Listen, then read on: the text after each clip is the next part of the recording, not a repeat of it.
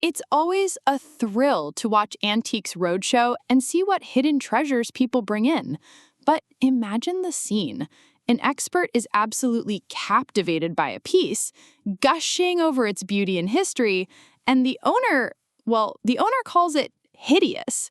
That's exactly what happened when a guest presented not one, but two incredible brooches to BBC jewelry specialist Joanna Hardy, leading to a moment that was both hilarious and utterly astounding. From family heirloom to unexpected fortune. The segment kicked off with Joanna beaming, her eyes clearly lighting up at the sight of the first brooch. When I opened the box and saw this opal, oh my gosh, it is superb. And then I opened another box and see this fabulous diamond. Tell me first, how did you get the opal? She asked, barely containing her excitement. The guest, charmingly down to earth, explained that the stunning opal piece came from her husband's family. His father, a true opal enthusiast, had brought it back from Australia. Before Joanna could delve deeper, the guest, with a knowing smile, added a little disclaimer. I just have to say at the beginning as well that I have given all of these already to my daughters. Joanna chuckled, acknowledging the caveat. She then launched into a fascinating explanation of opals, revealing that these mesmerizing stones are over 100 million years old. Specifically, black opals, like the one in front of them, are incredibly rare and commonly found in Lightning Ridge, Australia. When we say black opal, it is because it's got the dark background, as opposed to other opals where you will have a whitish background. This is just a fabulous example. I mean, it is the complete color of a rainbow, and they've always been a sign of good luck. I know people think that opals are bad luck, but they're not. She went on to describe the setting. Now, this is actually set in about late Victorian period. It's museum quality, and you've got these wonderful graduating cushion-shaped diamonds around, and it's set in silver and gold. Just imagine holding a piece of history, a rainbow captured in stone adorned with sparkling diamonds. Truly breathtaking. The soup plate and the septic tank saga.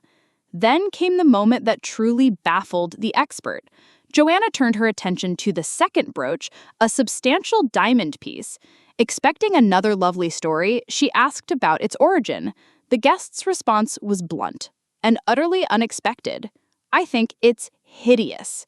Joanna burst into laughter. Now that's not what I was expecting you to say, she exclaimed, clearly amused by the guest's candor. The guest continued, unfazed. Well, it's completely unwearable, and it's known in the family as the soup plate. Don't ask me why it got called the soup plate. I have no idea, but it came to our family through an uncle who used to do a grand tour in the summers. This soup plate brooch had quite the journey through the family.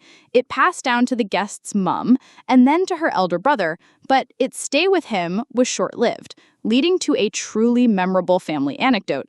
After a few years, he sort of went tapping on her door and said, "Actually, Mom, what I really need is a septic tank." And she said, "Well, if I can give you money for the septic tank, I'll have my brooch back." That's right, this hideous family heirloom became the unlikely bargaining chip for a septic tank. You can't make this stuff up. Joanna, still chuckling, shared some fascinating details about the soup plate. It was a Victorian silver and gold brooch featuring an 8-carat diamond that could also be worn as a pendant. She noted that the center stone was quite large. The guest, however, remained unconvinced by its charms. Yeah, it is quite big, but it's not a very pretty one, though. It's a sort of slightly dull yellow. Joanna acknowledged the color, explaining it does have a bit of yellow in it, and then the more yellow it is, the cheaper the price. But then she added a crucial insight that speaks volumes about the changing appreciation for unique gems. But things have really changed in the last decade. There's been more appreciation of stones that are not your flawless. They all look the same. They've all got the same proportions. This, I can feel the hand of the cutter because it's not totally done by machine. It's done by hand. This beautifully highlights how the true artistry and history of a piece can overshadow conventional notions of perfection. A jaw-dropping revelation. Finally, it was time for the moment everyone, especially the guest and her lucky daughters, was waiting for, the appraisal. Joanna started with the soup plate, the brooch the guest found so hideous. That is going to be in the region of around 35,000 pounds. The guest's reaction was priceless. A wide-eyed expression, a pulled face, a mix of disbelief, and perhaps a touch of regret for ever calling it a soup plate. All she could manage was a quiet, "Right."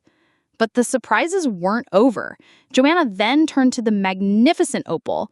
So with the opal at auction, you'd be looking at £40,000 comfortably.